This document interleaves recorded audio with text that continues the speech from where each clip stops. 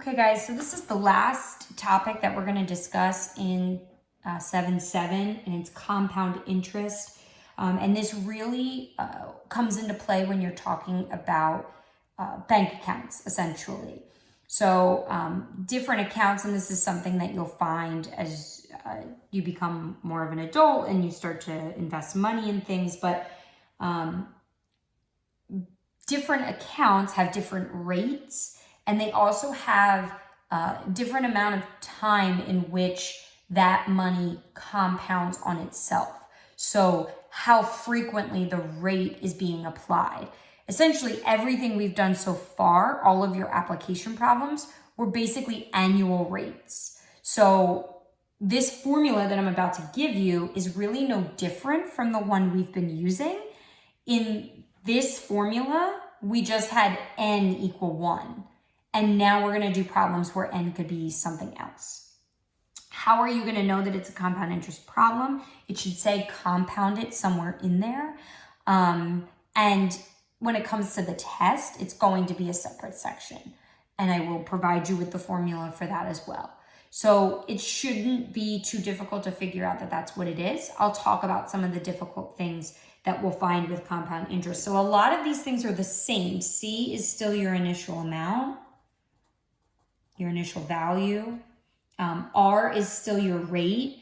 When you're talking about compound interest, it's always growth. So if you want to call it growth rate, you should really probably call it interest rate, because that's what it's known as because these are all going to be banking type problems. Again, the 1 plus the whole thing inside the parentheses is your growth factor. So that's the same as before. T is still time. It's always in years, which is sort of interesting. And N is the number of times it is compounded in a year. So that's a little confusing, and that's the only new part to the formula, and that part can be a little tricky, and we're going to talk about, and I think I have almost every single type that you would see in these notes, and then there's also practice for tomorrow. So between the two, you should find that you have a lot of examples to do with that. So let's try some. It is, the formula looks a little bit more complicated. I'll show you how you should type it into the calculator and everything. But when it comes down to it, it's really not that bad, okay? And it's just a little bit extra on top of what we were doing before. So if you take a look, Maria is investing $14,000. That's my initial amount, $14,000.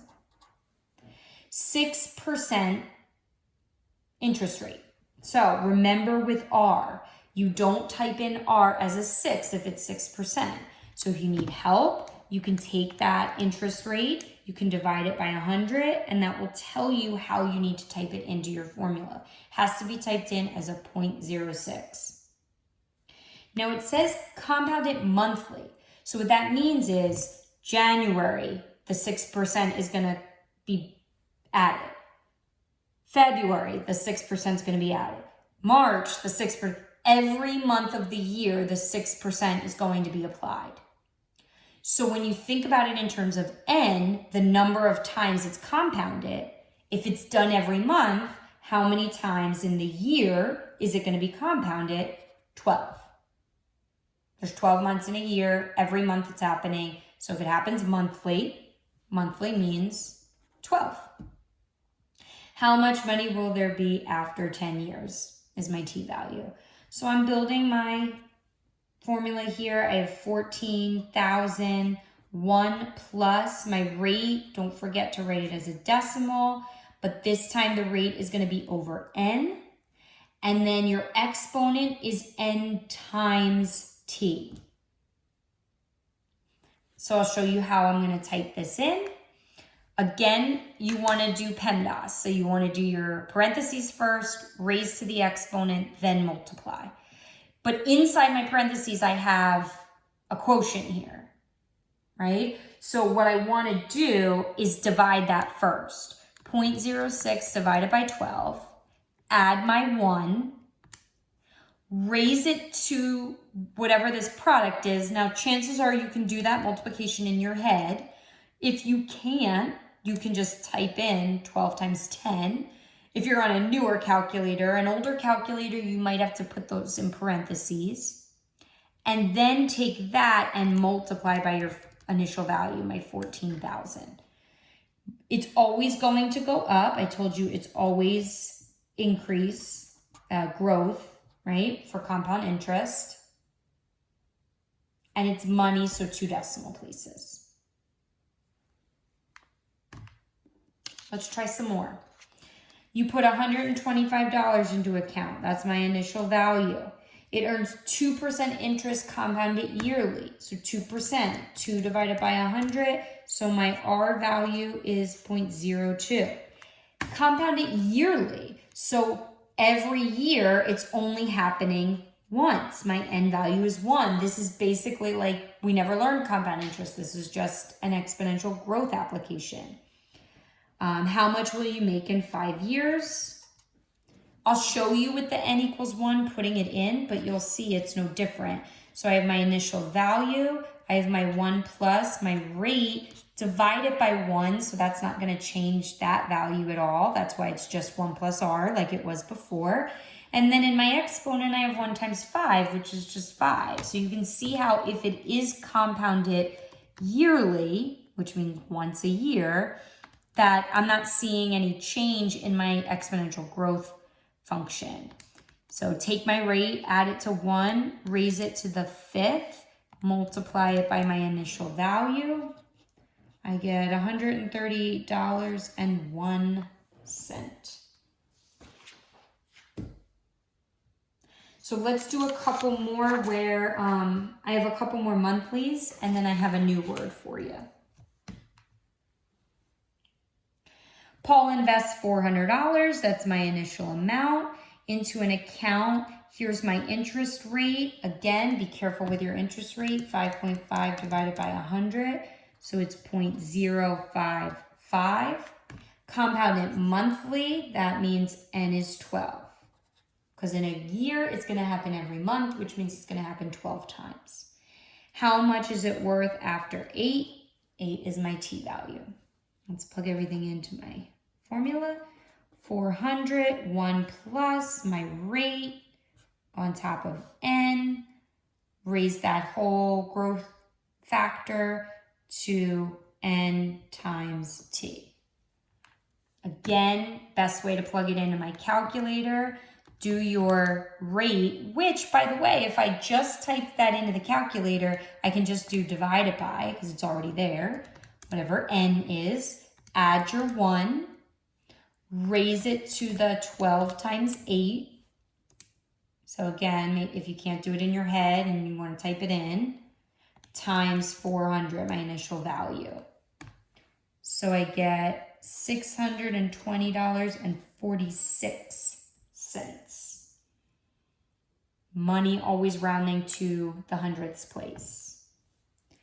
All right, I'm investing $6,600. My interest rate, 4.5 divided by 100 gives me 0.045. Compounded monthly, we know that's N equals 12. After 4 years, that's my T value. Initial value, 1 plus my rate, convert it to a decimal, divided by N, all raised to the N times T.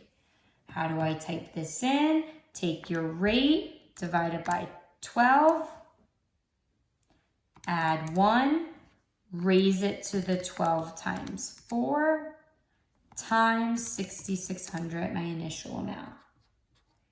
78, 98, and 97 cents.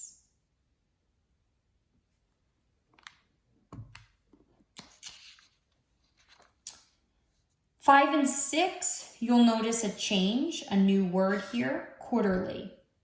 That's our word, for example, 5 and 6. So I want you to think, as I start to build some of my values here, I want you to think about that. Students often struggle with quarterly. I get it. I have to say it to myself a couple of times to make sure I fully comprehend it every time I do it. So I definitely get it. But I think once you do it a couple times, so hopefully if you just do it, you know, 1 or 2 times, hopefully that's enough then when it comes time for a test or quiz that you know what quarterly means. So my initial value is the 1200. My interest rate, the more decimal places there are on the interest rate, the tougher it is to convert that to the decimal. Don't be afraid to use your calculator if you need it. So quarterly, okay, that doesn't mean every quarter, okay? It means quarterly. There are 4 quarters, right, in a dollar. So quarterly means 4. So where students get very tripped up is, okay, well, quarterly is 4, so there's 3 of them in a year, right? Because there's 12 months. Quarterly is 4. Just think quarter means 4. Okay? I promise. Quarterly is 4. So it's essentially breaking up the year into 4 quarters. So yes, it would happen every 3 months, but how many times it happens in the year is what N is. And N is 4 because if it happens every quarter, it happens 4 times. Don't think about how many months are in each quarter. Just think about how many times does it happen in a year. If it's happening quarterly, it happens 4 times. And I want to know after 7 years. So I have my formula, 1200, 1 plus. I'll take my rate written as a decimal over 4 for quarterly. And then my exponent is 4 times 7. Again, take that rate, divide it by how many times it's compounded in a year, add 1, raise it to your exponent, make sure you do n times t, and then times my initial amount.